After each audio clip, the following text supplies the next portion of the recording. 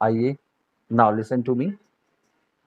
तो हम लोग यही कर रहे थे कि अगर मान लो आपको जहां पे पैसा ना आएगा ना जाएगा, यानी पैसा ना आया ना गया, तो उस केस में आप इस रूल को अप्लाई करेंगे, खर्चा नुकसान डेबिट फायदा क्रेडिट। इसमें मैंने आपको यही बात बताया था कि अगर आप कोई फिक्स्ड एसेट भी खरीदते तो आप इसमें यही मान लीजिएगा कि ये फिक्स्ड एसेट भी आपके लिए खर्चा है। यानी यहाँ पे हम लोग अपने ट्रिक को इस्तेमाल कर रहे हैं, इसलिए इस ट्रिक में बस एक एजम्पशन है कि आप अगर कोई फिक्स्ड एसेट भी खरीदते हैं तो उसको भी आप अपना खर्चा मानेंगे। ठीक है ना। अब जैसे पहला वाला है purchase goods from mister A. भाई मिस्टर ए से हमने उधार में सामान खरीदा, तो हमने सबसे पहले इसका पूरा फॉर्मेट बना लिया। अब मिस्टर ए से हमने गुड्स परचेज किया, तो परचेज क्या होता है हमारे लिए, खर्चा है, इसलिए हम परचेज को क्या करेंगे, डेबिट, और क्रेडिट किसको करेंगे, mister A.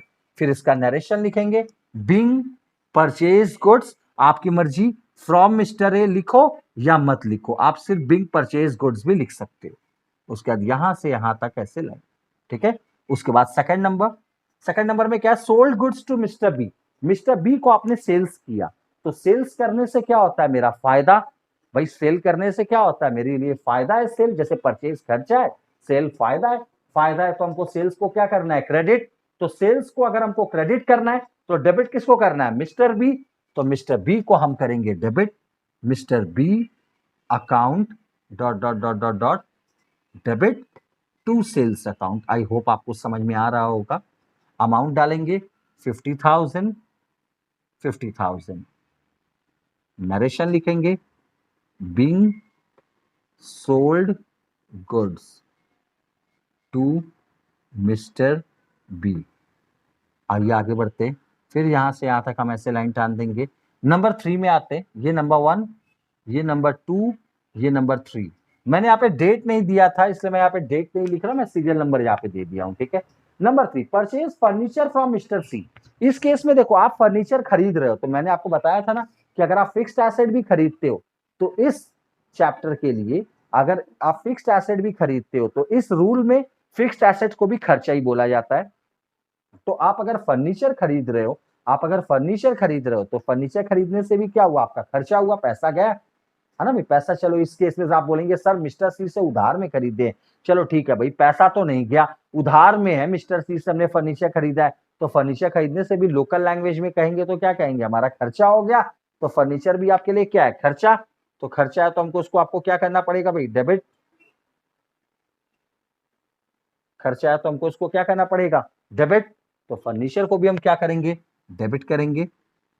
Furniture account dot dot dot dot dot debit to जिस पार्टी से खरीदा, मिस्टर सी अकाउंट। अमाउंट डालेंगे 30,000, 30,000, और नरेशन डालेंगे, बीइंग फर्नीचर परचेज। बस इतना सा भी लिखने से चल जाएगा। फ्रॉम मिस्टर बी भी आप लिख सकते हैं या नहीं भी लिख सकते हैं, बीइंग फर्नीचर परचेज्ड। आइए नंबर 4 में आएंगे, purchase stationery from stationery mart company. भाई यहाँ पे हमने स्टेशनरी खरीदा, तो फिर वही बात है, खरीदने से क्या होता है, खर्चा। कोई भी चीज खरीदेंगे तो क्या होगा, खर्चा। ठीक है। तो यहाँ पे भी हम क्या करेंगे, खर्चा है स्टेशनरी, इसलिए हम स्टेशनरी को डेबिट करेंगे। हमेशा याद रखो, खर्चा नुकसान डेबिट, फायदा credit. Stationery account dot dot dot dot dot, आप इसको स्टेट लाइन भी कर सकते हो, गलत नहीं होगा, to stationery mart company account, और इसका अमाउंट डालेंगे 1000, 1000, और इसके नीचे इसका narration, being stationery purchased, being stationery purchased. और लास्ट में इसका हम यहाँ पे टोटल कर लेंगे, नीचे डबल लाइन से बंद करना, नीचे डबल लाइन और टोटल कर लो, 50, 10, 60, 30, 90, 91,000, 91,000, दोनों साइड खत्म।